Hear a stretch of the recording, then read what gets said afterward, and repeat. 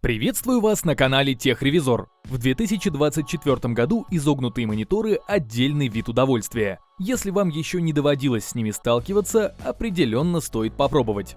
После плоских панелей изогнутые намного сильнее втягивают в процесс, погружают в сюжет и концентрируют внимание, отвлекая от реальности. Само собой, плоские мониторы не становятся от этого плохими. Кому-то изогнутость только глаза мозолит. Но специально для тех, кто уже распробовал или только желает окунуться в мир гибких матриц, я собрал 10 лучших изогнутых мониторов на 2024 год, которые лучше всего рассмотреть к покупке. В рейтинге уже проверенные мониторы без всяких неожиданных подводных камней. Есть разные модели под разный бюджет, задачи и пожелания. Для удобства разбил все это дело на категории по цене. До 20 тысяч рублей, до 30 и премиальные модели стоимостью от 50 и вплоть до 120 тысяч. А чтобы вы могли узнать актуальную стоимость моделей из этого рейтинга, я оставлю в описании под видео ссылки на маркетплейсы. Прежде чем продолжить, подпишитесь на канал и нажмите колокольчик, чтобы не пропустить выход новых обзоров. Ну а теперь приступим. Начну с моделей до 20 тысяч рублей. В бюджетном сегменте рейтинга есть вот такой Philips 241E1SCA. Монитор с ценником, немного перевалившим за десятку. Как раз то, что нужно при минимальном бюджете. Это хороший вариант для офисной работы или рутинных домашних дел. На нем отлично пойдут всякие таблицы, Google Доки, текстовые документы, пасьянс, фильмы и даже игры на любительском уровне. С виду монитор проще некуда. Внешне он даже немного устаревший, я бы сказал. Но это вообще не мешает ему выдавать хорошую картинку. Диагональ экрана самая стандартная – 24 дюйма. Разрешение аналогично и без изысков, базовая Full HD. Думаю, вряд ли вы ожидали увидеть тут что-то другое. Вся картинка строится на базе неплохой VA-матрицы. И вот этот момент как главная особенность изогнутых мониторов. Встретить изогнутый монитор на IPS – большая редкость. Но дело в том, что в IPS как таковом нет смысла. Эта матрица не так просто сгибается, а если изгибается, то с заметными последствиями. VA в этом плане сильно легче. Она просто выдает контрастные цвета с глубоким черным, чистым белым и без всяких лютых засветов, свойственных IPS. Конечно, засветы имеются, их видно на темном фоне, но они не критичные, вот так даже не разглядеть в повседневном использовании. Можно было бы еще сказать про остаточные шлейфы, но эта матрица поддерживает частоту обновления всего в 75 Гц, поэтому ничего не видно. Получается вполне сносная картинка для всех ранее упомянутых задач. Функционал, правда, никакущий. Подставка не регулируется, дополнительных разъемов нет. Но это самый низ рынка, то уж от него ожидать. На второе место топа я поставил плюс-минус такой же офисник, но с большей диагональю. Samsung C27R500 FHI. Различие небольшое, но не всем удобно работать за 24-дюймовой панелью. А тут за доплату процентов 30 относительно прошлого Philips получается монитор на 27 дюймов. Да и фильмы на таком приятнее смотреть. Хотя изогнутость здесь не так уж и выделяется, но свой эффект все равно создает. Единственный нюанс – разрешение. На 27 дюймов приходится все тот же Full HD. Поэтому у Samsung плотность пикселей ниже и картинка кажется зернистой. На самом деле не назову этот момент критичным недостатком. При стандартном отдалении от монитора сантиметров так на 50 жаловаться не на что. После рабочего дня глаза не устают, голова не болит. Да и разница в детализации картинки видна только при прямом сравнении с другим монитором. Так что ничего особо страшного в этом нет. При этом здесь стоит примерно такого же качества VA-матрица, особыми косяками не славится. Есть только небольшие засветы на темных тонах, заметен слабенький гостинг. А так картинку показывает насыщенную, контрастную, с глубоким черным и чистым белым. Цветопередача тоже хорошая для всяких рабочих и домашних дел. Для игр разве что может не хватить частоты обновления. Ну и функционал у Samsung все такой же скудный. Подставка максимум наклоняется вперед-назад, а из разъемов один лишь HDMI и древний VGA. Но если вы ищете в бюджетном сегменте конкретно игровой монитор, то можете рассмотреть следующего кандидата. Лучшим бюджетником стал AOC C24G2AE. По цене он не слишком далеко ушел от прошлого Samsung, но сравнивать их тоже не сильно правильно. Тот все-таки больше про офисные делишки. Этот же AOC сразу заявляет о своем игровом предназначении ярким дизайном. Интересная подставка по форме, напоминающая куриную лапу, красные вставки и проработанная задняя часть. Ну чем не гейминг? Подсветки разве что не хватает, чтобы уж наверняка. Если говорить о матрице, то игровым этот монитор делает частота обновления 165 Гц, а это автоматически плюс DisplayPort. Только при подключении по этому интерфейсу монитор выдаст такую герцовку. В целом, благодаря такой частоте картинка получается не то чтобы приятной для игр. Она становится приятной вообще для всех рутинных дел. Что ленту скроллить, что в браузере сидеть, что тексты читать. В общем, освежает взгляд на несколько недель после покупки. Забыл сразу упомянуть, что здесь 24-я диагональ, но так как 2К разрешения не бывает в таком низком бюджете, я решил, что лучше пусть будет Full HD на 24 дюйма с повышенной плотностью пикселей и хорошей детализацией. Все-таки для гейминга это важно, а недостаток 27 дюймов попробует компенсировать небольшая изогнутость. В любом случае, в очередной раз похвалю картинку за адекватность, за то, что нет никаких битых пикселей, полос во весь экран, стрёмных засветов и жесткого гостинга. Поэтому придраться особо и не к чему, а всякие разрывы кадров и мерцания устранят Flicker Free и FreeSync, поэтому за это тоже можно не париться. Разве что хочется иметь возможность регулировать подставку, но здесь при всем желании такое можно сделать, только повесив монитор на кронштейн. Впрочем, кому-то больше и не нужно. Ну а кому нужно, смотрите следующую подборку мониторов подороже. Перейдем к моделям до 30 тысяч рублей. Врываемся в среднебюджетный сегмент с Thunderrobot DF27C240L. Вы только посмотрите на этот дизайн. Название на 100% соответствует внешнему виду. Футуристичная подставка, красиво выгравированное название бренда, голубые вставки. В общем, робот так робот, не поспоришь. Так как монитор уже из другого ценового сегмента, подставку получилось сделать не только красивой, но и эргономичной. Поэтому у вас будет возможность монитор и по высоте регулировать с общим ходом на 10 см, и поворачивать влево-вправо, и наклонять. В общем, реально удобств прибавляет. И без всяких кронштейнов. По изображению тут расклад такой: 27 дюймов, Full HD разрешение. Впрочем, этим все сказано. Недостатки у Thunderrobot ровно те же, что и у Samsung, о котором мы говорили 5 минут назад. Зернистость и слабоватая детализация. Но критичного ничего тут я не увидел. За монитором комфортно играть, работать, смотреть видео и просто заниматься домашними делами. Матрица и ее цветопередача вполне позволяют назвать этот монитор универсальным. Разве что я бы точно не советовал его дизайнерам и всем, кто хоть как-то связан с цветокором. Цветопередача уж не настолько точная, чтобы профессионально работать с тонами и разными оттенками. Это если сравнивать с действительно дорогим оборудованием реальных спецов своего дела. А вот геймерам уж точно зайдет фишка с частотой обновления. Тут максимум ограничивается на уровне 240 Гц. Представляете, какая плавность! Даже на фоне 165-240 FPS будет выглядеть еще круче. Ну и тут же главный плюс Full HD разрешения. Не нужен крутой ПК, чтобы выжать эти 240 кадров. А вот еще похожий монитор, но уже от AOC. Модель C27G2ZU. Мало ли у кого-то нет доверия к Thunderrobot, AOC все-таки больше на слуху. По ценам они выходят приблизительно одинаково, поэтому смотрите сами, кому вы верите больше. Тут уже более привычный дизайн, он даже почти не отличается от C24G2AE из прошлой бюджетной подборки. Разве что тут ножка по высоте регулируется на 13 см вверх-вниз и поворачивается на 32 градуса влево и вправо. Из дополнительных фишек относительно прошлого Thunderrobot в AOC есть целый USB-хаб на 4 интерфейса. В них вы можете удобно подключать свои девайсы – мышь, клавиатуру, смартфон, накопитель или что у вас там еще есть. Для этого не придется наклоняться к системнику и путаться в проводах. Вот так просто в монитор воткнули без лишней суеты и все.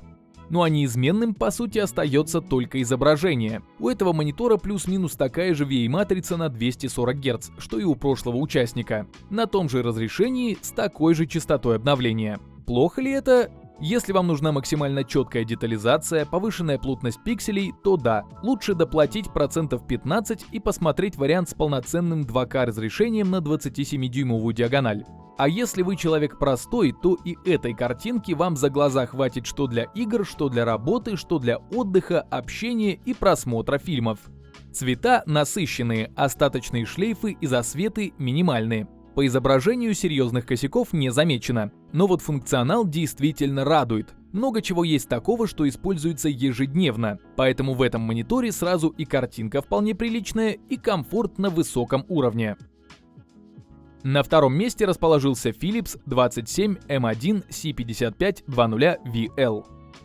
Эта модель предлагает оптимальное 2К разрешение для 27-дюймового экрана, что гарантирует отсутствие видимых пикселей и обеспечивает четкое изображение. Одно из преимуществ – частота обновления в 165 Гц, что делает этот монитор прекрасным выбором для игр и динамичных медиа.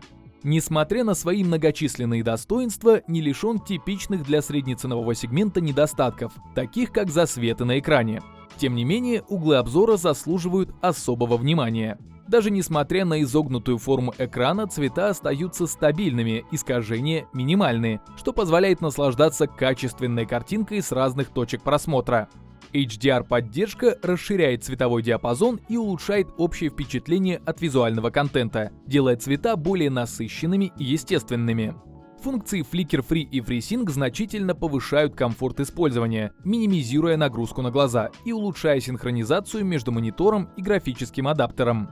Дизайн безрамочного экрана способствует более глубокому погружению в контент, будь то фильмы или игры. Но дизайн подставки может не всем прийтись по вкусу из-за ее массивности и острых углов, что может потребовать дополнительного пространства на рабочем столе. Это продуманный выбор для тех, кто ищет монитор с высокой частотой обновления и поддержкой современных технологий для улучшения качества изображения и комфорта использования. Этот монитор – отличное соотношение цены и качества, что делает его доступным для широкого круга пользователей. Первое место в этом сегменте занимает Huawei MateView GT XWU CBA. Этот монитор обладает разрешением 2560 на 1440 пикселей и предлагает частоту обновления в 165 Гц, что обеспечивает плавное отображение движения и высокую детализацию изображения. Для подключения есть DisplayPort и HDMI. Как по мне, не хватает хотя бы парочки USB. Ну как, есть, конечно, один USB-C, но он сугубо для питания монитора и ничего больше, поэтому его в счет не берем. Но все-таки в недостаток отсутствия USB я запишу. Также есть моменты по качеству изображения. Ничего нового, речь о тех же засветах. В темноте на черном фоне хорошо видна неравномерность подсветки, но если их специально не выискивать, а просто использовать монитор по назначению, то само собой со временем привыкнешь. Да, это тоже недостаток, но и без преимуществ не обошлось. Это нормальный черный цвет, хорошая цветопередача и контрастность. Если кому-то что-то не понравится, всегда можно зайти в настройки и изменить под себя. Все-таки зрение у всех разное. Но одинаково для всех будут стараться алгоритмы по ликвидированию мерцания подсветки и разрывов кадров. Кстати, даже HDR есть. Но на самом деле он слабенький, особого эффекта не дает, так как яркости не хватает. Но в целом картинка что в играх, что в браузере будет приятной и плавной для глаз. По эргономике могу лишь добавить про регулирующуюся по высоте подставку. Не густо, но имеем то, что имеем в среднебюджетном сегменте. За большим смотрите далее. Завершают рейтинг мониторы из премиум сегмента. В дорогом сегменте на третьем месте стоит Asus ROG Strix XG32VC. Монитор для тех, кто ищет игровой вариант. Конечно, судья свыше вас не покарает, если вы будете на нем работать, но для работы есть вариант получше. Поэтому этот монитор оставим геймерам. По диагонали он на 32 дюйма, разрешение 2К. При таких размерах так и хочется сказать, что будет недостаточно плотности пикселей, вот бы 4К. Но тоже 4К разрешение требует нехилое такое железо от вашего ПК с RTX 4080 и горяченьким процессором. Для 2К все-таки условия полегче. Тем более, что частота обновления экрана здесь 170 Гц. Такое еще не каждый комп потянет. В общем, ПК личное дело каждого, мы не для этого тут собрались. По качеству картинки отмечу шлейфы. Небольшие, заметные только на тестах, но они есть, и факт остается фактом. Поэтому не идеал. А вот цветопередача в очередной раз похвальная. Ярко так, насыщенно. Прям одно удовольствие для глаз, если до этого вы пользовались каким-то монитором попроще. Поставить этот монитор в качестве второго рядом с основным вообще не чувствуется облома, что для работы нормально будет, что для игр. Кстати, для работы поддерживается опция KVM. С ее помощью вы можете одной клавиатурой и мышкой управлять сразу двумя ПК или ПК и ноутбуком. Тоже вполне применимо в рабочих процессах. Ну и в играх немного, само собой. А из других удобств эргономичная подставка. Выставляется по высоте и поворачивается влево-вправо. И вот тут уже прослеживается сочетание классной картинки с удобствами, а не что-то одно. Вот за это и берут дорогие мониторы. Второе место занял еще один Huawei, но апгрейднутой версии GT34ZQE CAA. Он показался мне самым сбалансированным. За свою цену дает одно из лучших изображений для работы с графикой, цветокором, монтажом и плюс к этому имеет довольно интересный функционал. Например, его массивная ножка. Тут она регулируется по высоте. Но соль вообще не в этом. Как вы понимаете, такая форма не просто для красоты. В нее встроен саундбар. Для меня это было даже немного неожиданно. Вообще про динамики мониторов я никогда не упоминаю, все-таки не самая важная опция при выборе. Да и зачастую звучание настолько печальное, что даже время не хочется на это тратить. Но этот встроенный саундбар не захотелось пропускать. Конечно, это вообще не значит, что он чисто отыгрывает и отлично передает весь диапазон частот. Но для лайтовых видео, общения по видеосвязи и чего-то такого простого, ну прям очень хорошее решение. Плюс сюда еще и микрофон встроили. Поэтому монитор прям под ключ подойдет для работы и созвонов. 34-дюймовая диагональ, WQHD разрешение, это понятно. Частота обновления выставляется вплоть до 165 Гц. Есть FreeSync HDR, который работает как надо. При этом очень нравится цветопередача в этом мониторе. Пока что эта модель единственная с честными 10 битами и плавными цветовыми переходами. Встречается такое только в премиальных матрицах, поэтому игры идут на ура. Работа так тем более. Не зря же этот монитор ценится среди профессионалов. Так что за свои деньги это явно один из лучших с шикарной матрицей и нестандартным функционалом. Но самое лучшее впереди. Первое место рейтинга занимает мой недавний любимчик Samsung Odyssey G8. 34-дюймовый здоровяк с некоторыми очень интересными моментами. Кстати, у Samsung это первая такая нестандартная модель. Во-первых, удивляет его матрица. Сюда установили не VA, которая даже поднадоела за все эти 9 прошлых мониторов. Здесь создавать изображение поставили крутейшую OLED-панель. За счет этого сразу забываем про засветы, так как у этой матрицы нет подсветки, а это уже половина успеха на фоне всех прошлых позиций. Далее в глаза бросается объем. В привычных тенях виднеется больше деталей, спецэффекты выглядят еще реалистичнее. Единственный минус OLED-матрицы – выгорание. Вот этим они страдают. За Samsung массового брака я лично не замечал, да и владельцы не жаловались. Поэтому пока можно особо не напрягаться по этому поводу. Также тут по-другому сделаны разъемы. Вместо привычных стоят micro-HDMI и мини-DisplayPort. Все кабели и переходники идут в комплекте, поэтому проблем с подключением вашей аппаратуры типа приставки и всего остального не будет. Хотя и просто в качестве телевизора использовать этот G8 то еще удовольствие. В комплекте даже пульт идет, а там и Smart TV, Wi-Fi модуль, Bluetooth. В общем, полный фарш. Подобный еще надо постараться найти. Даже подставка по высоте регулируется. Ну и еще есть прикольная подсветка. Поэтому монитор вообще не зря стоит своих денег. Да, немалых на фоне остальных участников, но он действительно один из лучших среди конкурентов. Так что вам остается только подумать, взвесить и принять решение, какой из всех вариантов этого рейтинга лучше подойдет под ваши задачи и пожелания. На этом мой рейтинг подошел к концу. Стоимость всех моделей рейтинга можно посмотреть по ссылкам, оставленным в описании и закрепленном комментарии. Подписывайтесь на канал, ставьте большие пальцы вверх, а также не забывайте включить уведомления, чтобы первыми узнавать о новых рейтингах и обзорах техники. А с вами была команда канала Техревизор.